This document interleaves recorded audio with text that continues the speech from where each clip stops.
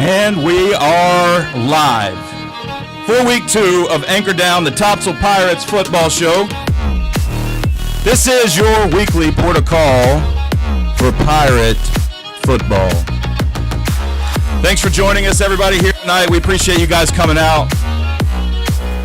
Thank everybody that's watching live on YouTube. We, unfortunately, I thought I had all the kinks worked out this week, but I just crashed twice trying to start the stream. So those of you that are watching live at home, sorry about that. You probably had to exit out and come back in like 3 times. Anyway, we're good to go now. We're off and running.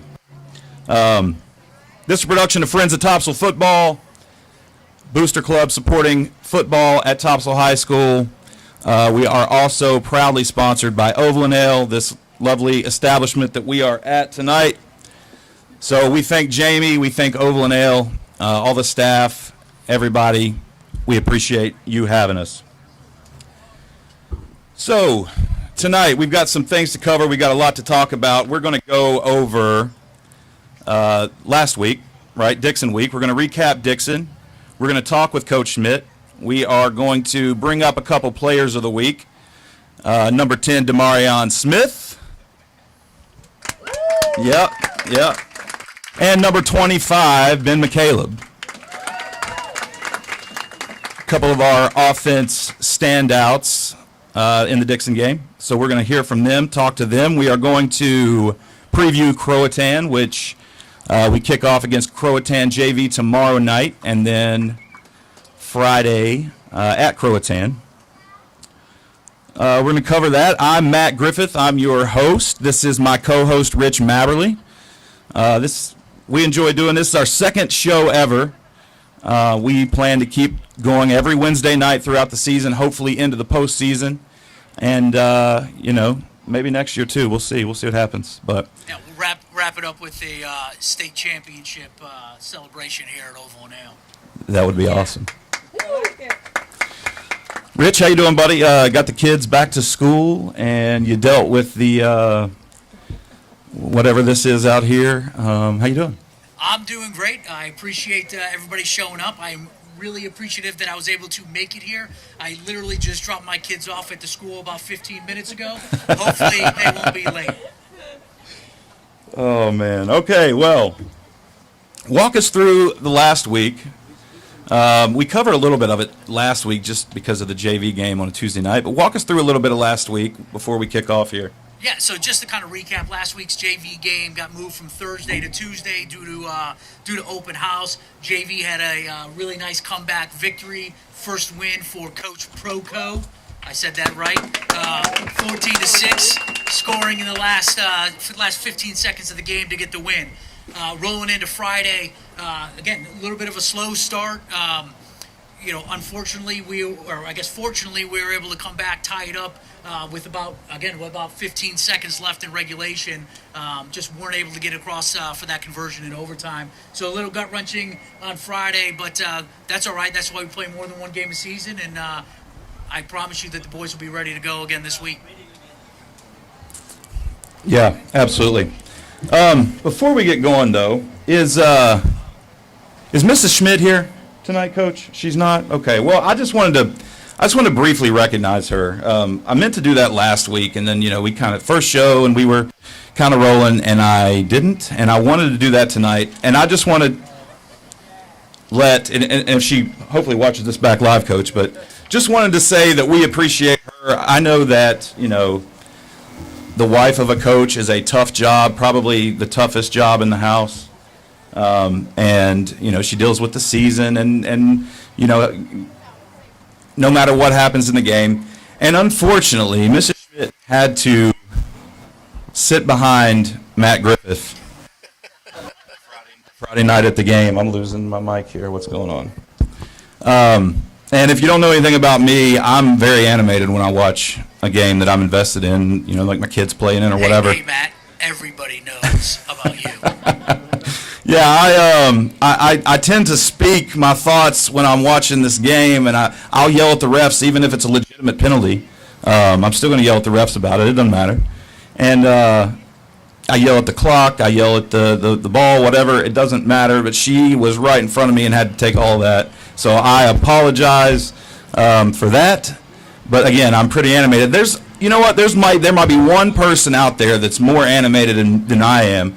I don't know if anybody's ever seen Brad Lambert coach a rec league youth basketball game, but that probably outdoes me. But I was on the other side, yeah. And Brad does have a ritual before that, usually the night before those games, and he is undefeated when he executes that ritual.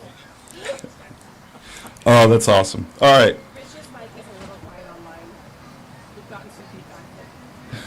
Talking to your mic, Rich. Sorry, All right. I'll try to use my big person voice. Anyway, moving on.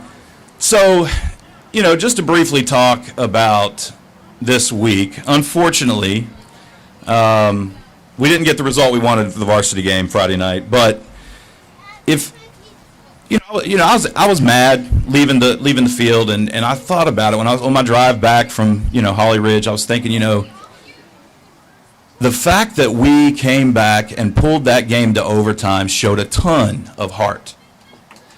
Absolute character, all right? And so I thought about that, and, I don't know if there's any hockey fans out there, but the New York Rangers, who I despise, by the way, Jamie, I despise the Rangers.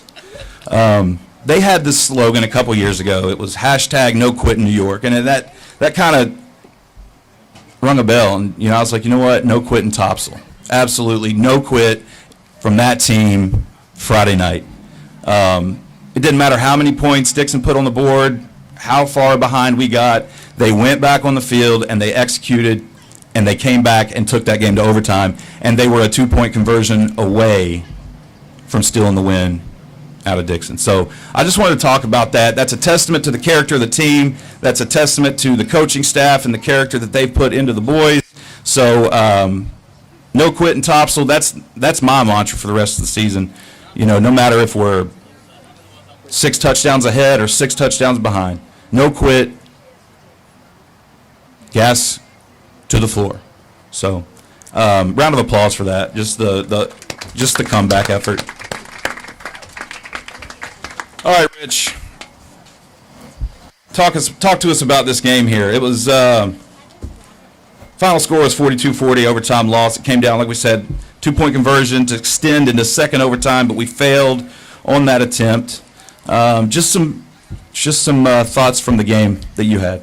Yeah, so, we talked about it a little bit last week, Matt. Starting off a little bit slow, turnovers early in the game, and, unfortunately, those things kind of reared their ugly heads again. 2 first-half possessions that we end up in the red zone, walk away with 0 points. Cleaned it up significantly in the second half, able to put 34 points on the board in the second half, and typically when a team does that, they're going to walk away with the W. Unfortunately, we just kind of dug ourselves too much into that, or too deep into that hole, that we weren't able to get all the way back out of there. But still, forcing overtime, just like you said, no quitting this team. They're going to sit there and they're going to grind until that final whistle blows. Couldn't be prouder of the boys that were out there. Couldn't be prouder of the cheerleaders as they were up there cheering every second of that game. Couldn't be prouder of the parents and the fans that drove that long way to Dixon. But no, that was it. Just the same thing that we had talked about last week. If we can come off the bus firing and we can get some points on the board early in the game, who knows how far this team's going to go. Absolutely. So the word out there, at least in Holly Ridge, is that it was the first time Dixon beat Topsail in 30 years. I don't think that's true. Again, it's hard to do research on high school football, but from the little bit that I did find, I don't believe that to be true. Back when Topsail was a original 2A, I believe Dixon had some wins. However, I will say the last 10 contests, Topsail drops to 9-1 on the series. No big deal. We'll take it to 10-1 next season. So some notable players from the game. Demarion Smith, who we'll talk to in a little bit, 6 carries, 80 yards, 2 touchdowns, and 153 all-purpose yards. Good game out of Speedy over there. Demarion Smith. Also, Ben McCaleb, who I've dubbed Beast Mode because his initials are BM. Yeah, you're welcome for that. Ben McCaleb, 16 carries, 122 yards, and a touchdown. We're going to talk to him. We're going to hear from him in a bit as well. Defensively, Landon Lash led the team with 11 tackles, 1 forced fumble, and then his linebacker buddy Preston Plunkett added an additional 10 tackles to the team and recovered that fumble knocked out by Lash. So Yeah, it was nice to see. We had our own little thunder and lightning out there last week. You had Demarion out there using his speed, using his moves to get in the open field and break off some big runs. And then Mr. McCaleb out there just running people over, carrying defenders. It was really exciting to see. Good job, boys. And we also can't forget JoJo and his clutch touchdown. Round of applause. Way to be JoJo. JoJo! And also, Caleb Holland had a nice touchdown catch as part of that comeback.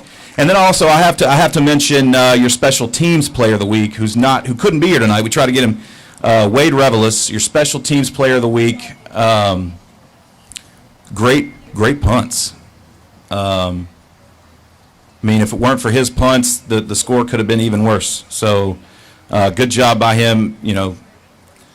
Turning the field over time and time again. He's your special teams player of the week. So. Yeah, and special teams played really well. I mean, we really recovered 2 onside kicks in that game. One of them got called back for illegal procedure, offsides, whatever you want to call it. So, I mean, going out there and executing those, obviously that one in the fourth quarter with just over a minute left was huge to get us the ball back to be able to drive down and score that tying touchdown. But that little sneaky onside kick that I'm assuming that Coach Schmidt called in the first half, or maybe that was the start the second half. You got to remember we recovered that as well, but unfortunately the penalty brought it back to Dixon. So there's definitely positives to take away from this game. Like we talked about earlier, as far as the comeback effort, the belief on the sidelines, and correct some mistakes. If we get one of those, or if we get that fumble back, or we get that drive finished off right before halftime, and go up into halftime with some points on the board, the game could have gone a completely different way. Tighten up defensively, and a little better execution on offense. The outcome looks a lot different. And I know they got after it this week, and expect those mistakes to be cleaned up Friday night. And I think we're coming back from Newport with a win. All right. So now we're going to call up our head coach, who we heard from last week. We're going to call him up and talk to him about Dixon. Coach?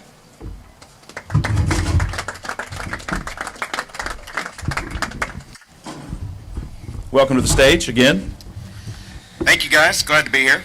So we'll just start off. I'll just open it up to you. You share your thoughts about the game, whatever it is, in general. I know it was a tough outcome. It's not how we wanted it to play out, but just share your general takeaways and your thoughts from the game. Yeah, absolutely. First of all, you guys mentioned it, just really proud of the way that the guys continued to battle again and again and again. I talked to them a lot since I took the job. The shirts that, you and I, Matt, you're wearing the older one, I think? This is like it is, but it still has, but the reason why the FTF shirts have no quarter on the back of them this year is because that's our program mantra. And so if you know anything about pirate history, and yes, I'm a history nerd, I used to teach history. So pirates used to raise the black flag when they would come in close to a ship, and that black flag would say, okay, we're pirates, we're coming to take your ship. Well, if they raised the red flag, that meant that they were going to give no quarter, which meant they were taking no prisoners, which meant you give your ship up, or we're going to kill you, or both. And so I read that when I first got the job at Topsail, and I'm like, I'm a pirate now. That's cool. I can sell that to teenagers. We can do that. And so when I got this job, I'm like, that's going to be our mantra. We're going to give no quarter to everybody we play. And so I've been doing my best, at first as the defensive coordinator, to drill that into their heads defensively, that we would give no quarter, and then as the head coach to do that. And I think that it's fair to say we showed that on Friday night, that we gave no quarter because we kept fighting back. Adversity, most of it self-inflicted, from penalties. We had a fumble inside the 5 that we gave away when we were going in to score. We had the last play at the end of the first half when we were 2 yards away, didn't score, went into halftime down 12-0. We finally score, and Dixon takes the first play of the next drive down for a touchdown. Another big play, right? Like it was, we talk a lot about limiting big plays. That's all they had was big play touchdowns against us. And we just kept coming back, and just super proud of the way that the offense played. You know, anybody that's been a fan of ours knows that the offense has struggled in recent years. That's not a secret. But, man, it was humming on all cylinders in the second half. We scored on every possession. I can't speak enough about how great the O-line was, how great Ben and Matt were running the ball. Tyler and Gunner, didn't matter who was in there, behind the center, under center. They were both piloting the offense great. Our receivers were running good routes. They were blocking on the perimeter. I mean, everything was going well offensively, and it was just a lot of fun to be on the sideline because it was like whatever we were calling was right. And one of the craziest things, head coaching wise, you mentioned the onside kick that we called, and Ryan is here. Unfortunately, Ryan got injured in that game. Ryan Strickland is our hidden onside kick talent. And this isn't a rookie head coach move. I had no idea that if you put the kicker back past 5 yards, that he had to be the one to kick the ball. So I had this plan that, hey, Ryan, if I give you a thumbs up, we're going to put Gavin back, and then you're going to run up and kick the ball, and we're going to recover it. Sure enough, we recovered it. And then I got a very, very stern talking to from the officiating staff about how highly illegal that was. And I said, I am so sorry. I deeply apologize. I had no idea because I didn't. And so we took our 5 yards and then kicked it off. But then there was another play, too, where the tying two-point conversion, I don't know if many people even caught it because everybody was jumping up and down, but everyone was just so excited that we actually got a delay of game penalty before that play. And we called in the huddle, we called a toss play to Ben. And we get the delay of game penalty because everybody's just so excited. We're all jumping around. Like we're trying to get the call in. Everybody's just excited. Tyler had just thrown the touchdown. We're trying to get him over the sideline. Everybody's jumping up and down. Everybody's celebrating. We're trying to get the call in. We call the play. We get the delay of game penalty. I look at Coach Carton. He looks at me. I'm like, you still like it? He says, yep. I'm like, from 8 yards away? He said, yep. I said, well, if it don't work, they're not going to yell at you. And he said, I still like it. And I said, well, we don't have any timeouts, so I guess we're going with it. So thank you, Ben, for reversing field and running completely across the field and making it work because you made us look like good coaches for that. But, it wasn't about us. It was about them, and I just can't speak any higher about just the way that the kids performed because it was just so fun to just sit back and watch. I don't want us to get more credit than we deserve because it was the guys that were out there in between the lines just executing, and it was so much fun to watch and watch back and, just fun to be a part of last week. Even though it wasn't the outcome we wanted, it was just a fun growing experience for a lot of them. All right, thanks for that, Coach. So, obviously, tough week, right? Not ending the way that we wanted it to end. Your first game as the new head football coach at Topsail High School. What kind of message is it that you gave to the boys? Very PG rated, please, Coach. And being able to keep these boys together, knowing that hey, we got another 9 games of this before we start the postseason. Well, I mean, I was on this podcast thing last Wednesday, and these two guys that host this podcast were talking all about how we were 8-0 against Dixon. That's my fault. I apologize. And how we had outscored them like 3,000 to 10 or something like that. That's still true, though. Yeah. And so, nowhere to go but up. First head coach to lose to Dixon. No. That's also false. Yeah.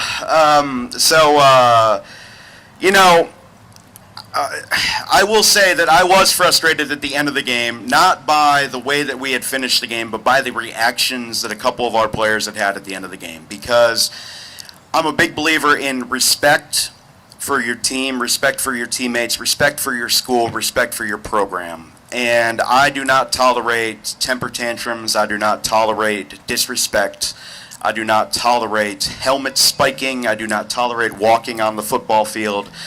Because the guy that you're going to talk to later tonight, I watched him bleed in that uniform. I watched him sweat in that uniform, that being Coach Proco. And I watched the guys that came before that. I've met plenty of other guys that came before that and wore that uniform with pride. And so you are now in that uniform, you being the kids that are in that uniform. You don't get to disrespect that uniform and disrespect that jersey by walking on the football field. You don't get to disrespect this program by throwing a temper tantrum on the sidelines just because you lost a football game. I firmly believe that this program is about teaching the life values of you win, and it's great when you win, but you also have to learn how to lose, and you lose like an adult, and you learn how to deal with adversity and failure, and you have to take it and you have to learn from it. And so that was kind of the message after the game. And it was relatively PG as those messages go. It was just a little bit louder than some of them are. And then it was also just reminding, this is game 1. We have 9 more games. And it was a direct result of, if you're going to practice and not give your full effort in practices, this is what happens. And so that was also part of the post-game message. Great. So you talked about, earlier, you talked about how in the fourth quarter you guys couldn't stop scoring. Absolutely every time we got the ball, it went into the end zone. Talk to me about your O-line. So, obviously, offense starts in the trenches at the line of scrimmage with the offensive line.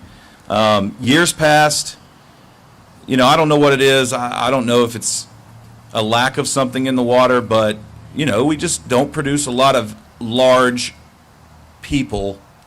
Yeah, what is that? But then, Can we do something about that? And then 15 miles down the road, it's like they grow in trees. But anyway, I'm not saying that the O-line's small or anything. I'm just saying that in years past that's been a weakness of this team. But the fourth quarter doesn't happen Friday night if it doesn't start with the O-line. So just talk about your O-line and their performance. Yeah, our O-line, I think I mentioned it last week, we had all 5 of our O-linemen starters from last year were seniors. They all graduated. So, it's been a mix and match of combinations. Out of our 3 scrimmages, we started 3 different combinations of O-line. Our Dixon game was a different combination than we started. And so, but Jack Gregory at left tackle has been the constant. He's obviously the first one that you notice, number 63 out there. He's the senior leader that's out there, the biggest guy on the football field.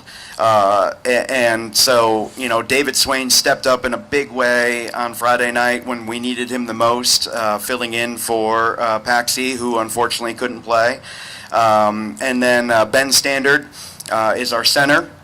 And I tell you what, we don't have a lot of big guys, but we were blessed from heaven with Kyle Romanek, who arrived in just the right time from New Hampshire. And don't you dare complain about Yankee transfers until you meet Kyle, because he wears number 50, and he's starting at right guard and also starting at inside linebacker for us right now, and he's been a blessing for us. And then our right tackle is a sophomore, Zach Kajovi, and that's the 5 guys right now that are starting at O-line for us, or started at O-line for us at Dixon. You'll see Pax in there this Friday against Croatan, and without them, But then also, it's everybody, because then you also got to include, Jackson Reeves at tight end, because tight ends are a 6-0 lineman, and so he's blocking on the edge a lot.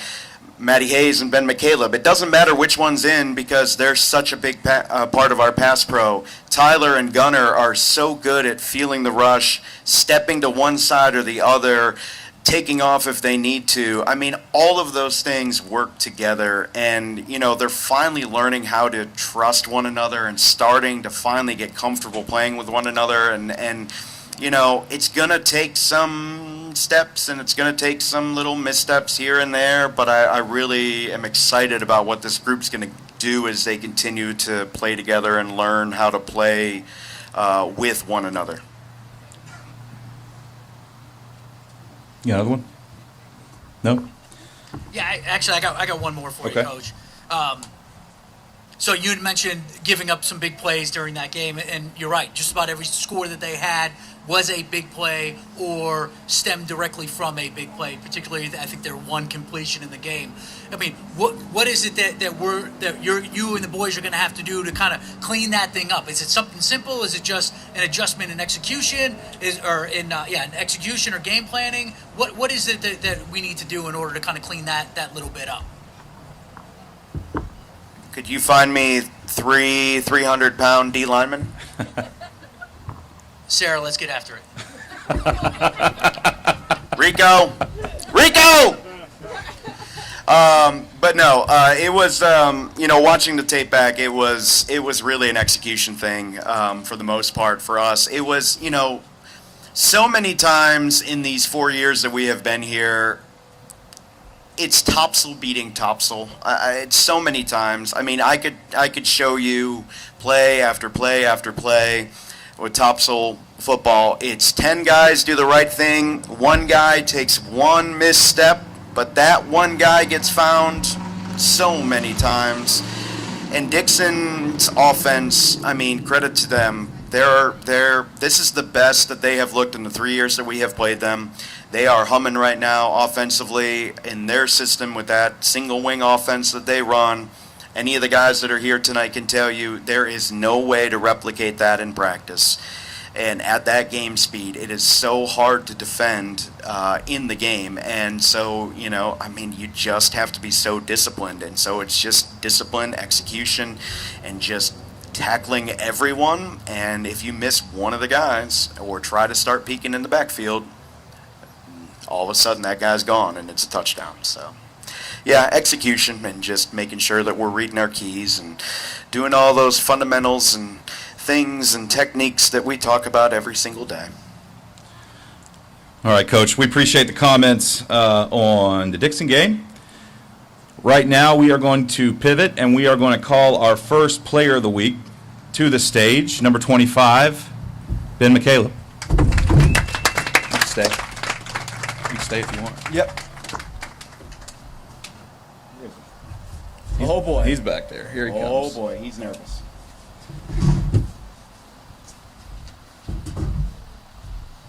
I'm gonna put you right here, buddy. You want me to stay? Yeah, Where do you want me to go? right here.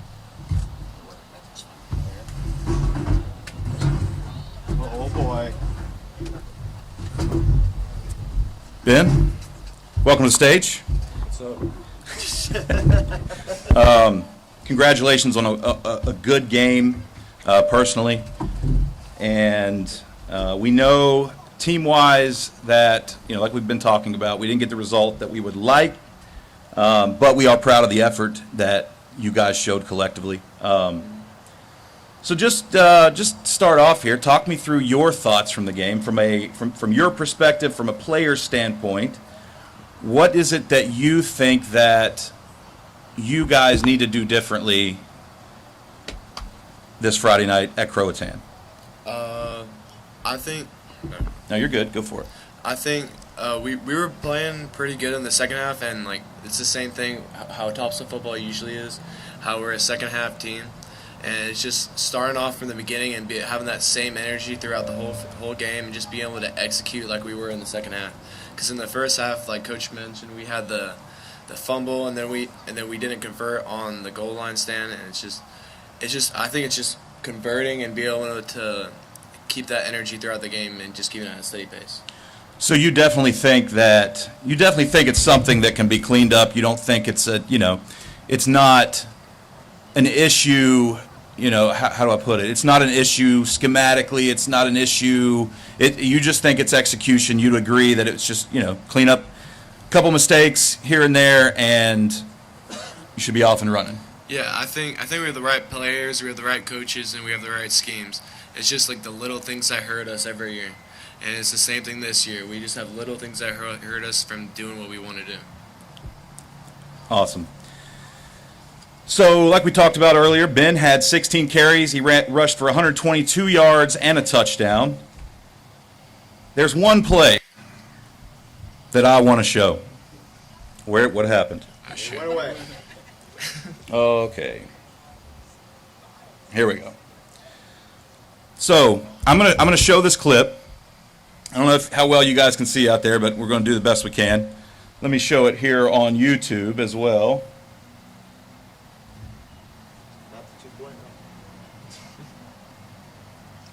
All right, so we got to play on the live stream, and we're going to play it up here.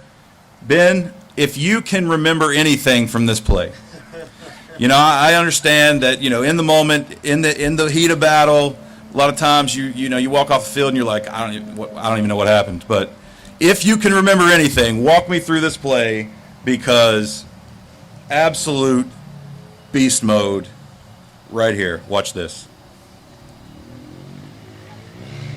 Up the middle, that's 1 tackle, 2 tackles, 3 tackles. Broke his own man's tackle, 4 tackles, 5 tackles, 6 tackles, 7 tackles, 8 tackles.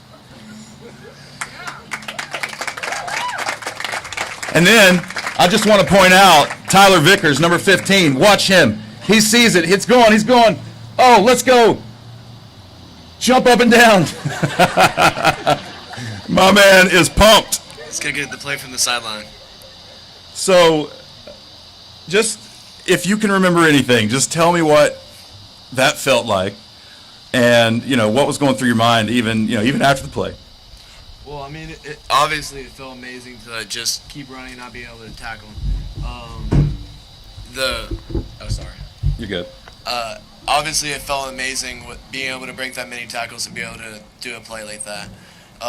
The main thing I was thinking, what Matthew told me, I was asking for some pieces of advice before the game. Main thing he told me was just keep your feet moving. Don't pay attention to what is going on and everything. And no matter what, keep your feet moving. That's just what I did. And even like when I thought the ref was about to call a whistle as soon as I hit the 2 guys, because I was stationary for a second. So I just kept my feet moving and trying to make sure I was keep moving forward and keeping that forward momentum. That's what I always heard when I was growing up, is running backs got to keep your legs moving. That's running back 101. And yeah, you broke 8 tackles. That's wild, man. What a run. That's just one of the clips that we pulled out to highlight. There was several more. There was the one Coach Schmidt referenced. I don't know. Was it a 2-point conversion, Coach? Yeah. We run to the left. Ben runs to the left. There's nothing open, nothing available. So he turns around, goes all the way back across the field. You had to have ran like 50 yards just to cover 2.5 yards to go in for the conversion. But Coach Schmidt made sure we were conditioned for that. So. Awesome. Just for the record, that was one of those, where are you going? No. Yes, Ben, yes, keep going. It's not how you start, it's how you finish, right? That's right. All right, so another question, aside from the play on the field. Ben, you're entering your sophomore season, and you're a varsity running back. You're one of the few sophomores getting full varsity reps. What does that mean to you? It's got to feel good. It's got to be special to you. Can you talk about how that feels to you, and just reflect on it a little bit? I mean, to tell me, if you told me I had the performance I just did, and I had the opportunity I have and everything a couple of years ago, I wouldn't believe you, because I mean I put all the work in over the off season. You can ask my mom. I'm always at the field. I'm always going to the gym or something. always Mom? at practice. Mom confirms. All right. It just feels surreal because I never expected it would happen this soon. But yeah, I mean, it feels great. As a sophomore, you have, after the season, and I don't want you to, I'm not trying to look ahead, and I don't want you to look ahead. I want you to, stay in the moment in this season. But, after this season's over and you move on to next year, this group of seniors that you've kind of come up under are going to be gone, and you're going to be looked at as a returning player to varsity. What can you take away from this group of seniors and your teammates that will move on after the season for that continuity over to next year? I think a main thing that they show that is a really good and exemplifying characteristic is that the main players, not main players, a lot of the seniors, they showcase that no quarter and they don't give up. That's something that we always want to carry over into the next year and everything. And over the summer, I see a lot of them at the field and everything, and we're going to the field, we're getting better. It's just something that it's good to keep in a culture as we're trying to be an improving program. Awesome. Ben, we appreciate it. We're looking forward to watching you play the rest of the year. You back there with your counterpart, number 20, Matthew Hayes. You guys are an outstanding 1-2 punch. I'm looking forward to watching your next 9 games. So, Ben McCaleb, everybody. Round of applause, please.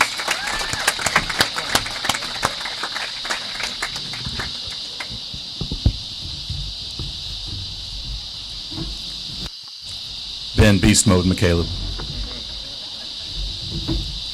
All right. Our next player that we're going to talk to tonight, I don't know, what is Demarion, is he a receiver, slot receiver, running back, or everything? Everything. Everything. All right, well, calling up to the stage. He's everything when JoJo leaves him alone, is what he is. Number 10, everything, Demarion Smith.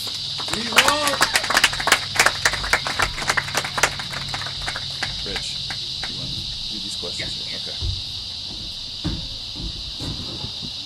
Welcome to the stage. You got clips in hand? I do. Oh, okay. I do. I come prepared, Coach. I knew you did. All right, Demarion. So, rough, like we talked about earlier, right? Rough game, right? Didn't end how we wanted, but showed that grit that we talked about, scoring 34 points in the second half.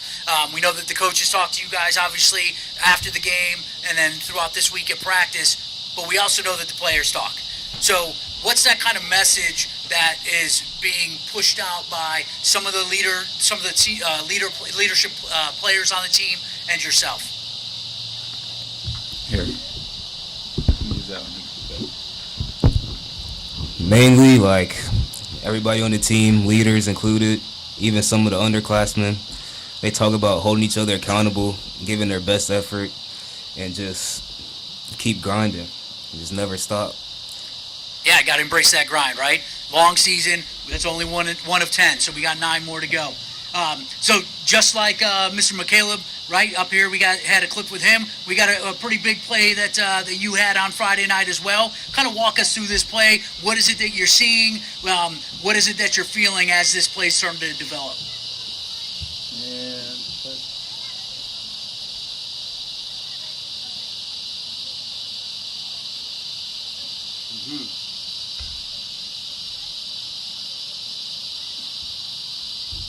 You had to watch it back. You don't remember, huh? You can take that off the stand if you want, and that way you can watch as you talk. During the play, I told my T's, just pick a guy, hit him. That's what Ben McCaleb did. I trusted my receivers, my lead blockers, followed them. Mainly, Ben was the most help. If you see him down there, Great downfield blocking. yeah, running, helping me out. Just trying to score for my team. I knew it was about that time because we needed it a lot.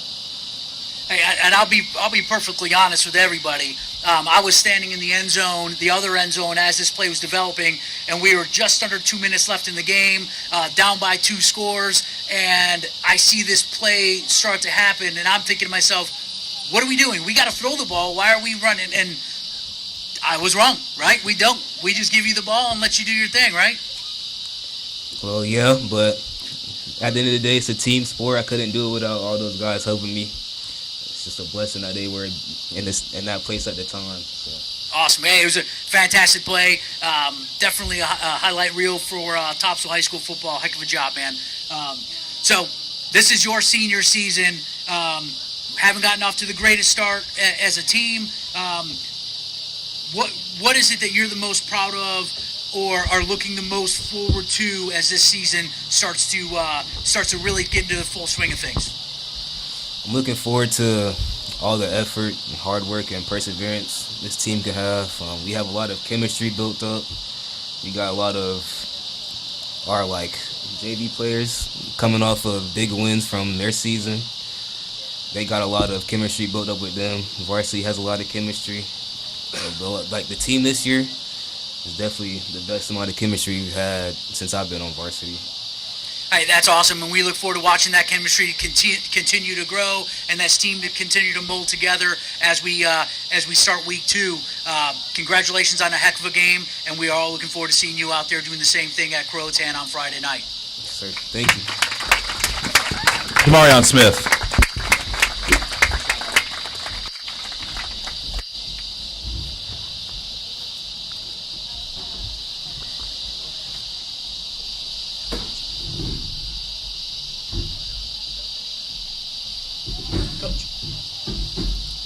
No, you can't go. You can't go yet, Coach. Sorry. Well, you got him, don't you? Yep, we do. I was just gonna go. One more thing before we let you go. We're going to preview. We're gonna preview first. We're going to preview Croatan quickly. This won't take long. Okay. Don't tell me that we're 8-0 against them too. Oh, we're actually. No, I'm just kidding. Yeah, okay. I'll be quiet. All right. All right. Looking ahead this week, we've got Croatan from Newport, North Carolina, just up past Swansboro. But tomorrow night, JV's at home. Yep. And then varsity is on the road Friday night, like we talked about. Croatan is a 5A. They're coming off of now I'm going to say this, 60-0 win over a 2A East Carteret. Croatan, and the stats don't really back up the score here. I'd love to watch that game back, but Croatan rushed for 182 yards, passed for 145 yards, so pretty balanced attack. Their quarterback, Cannon McBride, completed 10 of 11, but they look to be by committee. They had 3 players with at least 8 carries. No one had more than 10, and they had 3 receivers with multiple catches. So it's definitely looks to be a by committee effort they have up there. But my key to the game, and I don't know if you guys want to hear this, but I'm going to tell you my keys to the game. Then we're going to let Coach tell you, and they'll probably be different. We'll see. My keys to the game are to stay disciplined, limit costly penalties, especially pre-snap. I think we can agree with that. Yep. Fill the gaps on defense. Yep. All right? Everyone do their job defensively. And build off the fourth quarter in Dixon. Build off that fourth quarter. Carry it into the first quarter of the Croatan game. And don't be afraid to take chances. All right? Get pressure on the quarterback. And that's my keys to the game. If we do all that, it's a win, in my opinion. Coach? Score more than they do. Can we do that? I like it. Yeah, let's do that. Yeah. Matt, as somebody who has watched that game multiple times, I would suggest not watching it. The Croatan? Yeah, you don't want to watch that game. They don't like each other very much either, by the way, those two schools, Croatan and East Carteret. I've learned that from talking to both those schools. But, yeah, the biggest thing for Croatan, this is an interesting one for us. Non-conference games always are because you just don't know that much about your opponent because it's not a team you play every year. But this is a team that we did a combined practice with last year. And so we know a little bit about them. They're very similar to us, program-wise, very similar to us. A lot of similar schemes, offensively, defensively, to kind of what we run. Similar ideas, similar philosophies on things. So I'm really excited to see kind of how we kind of match up. The biggest thing for me really is just I would love to see, for the first time in 4 years, I would love to see us get off an activity bus and actually, start a game fast. That's what I would love to see. And that's really my key is I would just love to see that. But after that, everything else you mentioned, to stop causing ourselves harm offensively, defensively, right? To do all the things that we've been talking about, effort, execution, fundamentals, technique, the things that we've been talking about and hammering in practice this week. The boys are really motivated, as I thought they would be after the setback last week, and so I'm excited to see what they do on Friday. And to the JV boys, you're 1-0, but nobody cares. So tomorrow's a new day, and you got to start over because they don't care. So you got to come in tomorrow fresh and ready to go. Newport, North Carolina is only a little over an hour away, so don't be scared of the drive. You drive up to Newport. It's either that. You can either drive north to Newport or you can drive south and sit out here in the parking lot on 17. You make the call. I'd go north. All right. That's our Croatan preview. Yep. I'll see you guys at the field. So now we're going to transition, and we are going to meet Coach. Appreciate it. Yes. We'll let you go this time. Thank you very much. Coach Schmidt. Yeah. All right, so just like Matt said, we're going to go into our coach's preview for our new JV head coach. So something that I learned about an hour ago. For those of you who don't know, Coach Proco played 4 years here at Topsail High School with my son, and for 4 years, him and his twin brother, and for 4 years, and I think Shane even called you Proku as well, but it was Proku for 4 years. About an hour ago, he told me that it is Proco. So, everybody, round of applause for the new head coach for Topsail JV, Coach Proco. Yeah. Thank you. Yep. Coach, welcome to the stage. Thank you. Glad to be here. Congratulations on your first JV win last week. I appreciate it. So just briefly introduce yourself, some generalities here. Tell us your story. Who is Coach Proco? Yes, like you said, Coach Proco. I'm pretty sure there hasn't been a version that hasn't been mispronounced. It was a funny conversation I had with my mom last night. I told her how everybody's mispronouncing my last name, and she's like, "You have to correct them." It's like, that would take a lot of time. But yes, it's Greek. Both U's are silent. Sorry to make it hard on you. But yeah, I'm Coach Proco, JV head coach, first year. I go to college at UNCW. I'm an econ major, junior this year. Don't quiz me, please. I'm just getting into it. No questions. I don't remember it anyway. But yeah, like you said, I played here. Was a senior 3 years ago. Thankfully, Coach Schmidt was here my senior year. Awesome. Although he might not think so for some games. But it really was a great season. And I thankfully had the opportunity to come back. And, it's been awesome. I've loved every second of it. I don't think I'd change anything if I had to go back and do it again. So how'd you get into coaching? So is this something that you wanted to do growing up? I don't know a lot of people that wanted to be a coach, as a kid, but when did you decide that this is something you wanted to pursue, and how did that opportunity present itself? Yeah, so I didn't want to do this when I was a kid, growing up. The first thing you think about is the money, right? You don't make a lot of money, but Jack Tichy, my head coach my senior year, I was actually working at Highway 55 one night, assistant manager there as well. He came in to get a little pint of ice cream and he looked at me and was like, "How would you feel about coming back? You laid such a great foundation for the upcoming players. How would you like to come back and start maybe help out a little bit?" It was a volunteer, whenever you can show up. And it's just kind of turned into this, and I've loved it so much. I'm so thankful to have him as a mentor. It was amazing. He's done wonders for me. Coach Schmidt as well. Again, I think really the reason I kind of stuck around through this whole staff change craziness was for them. They've been awesome to me, and I felt like I didn't feel obligated to return the favor, but I could not do it for them. So, yeah. All right, Coach. So, like you said, graduated 3 years ago. Yep.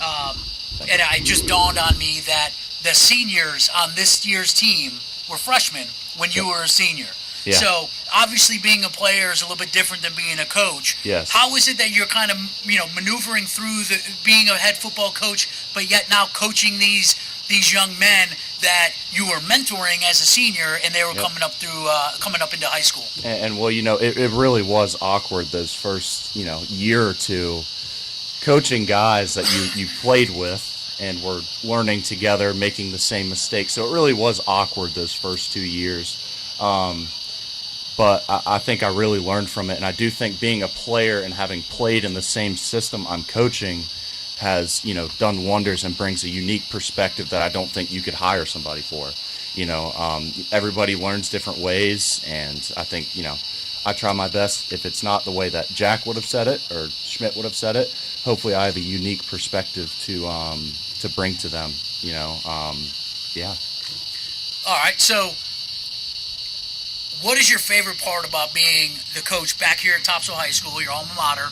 And, is this something that you can see yourself doing for the next 10, 20, 30 years? Are we going to be reading about, Coach Proco, the all-time, winningest, we'll say JV coach because you're not the varsity coach yet, the all-time winningest JV coach in high school history?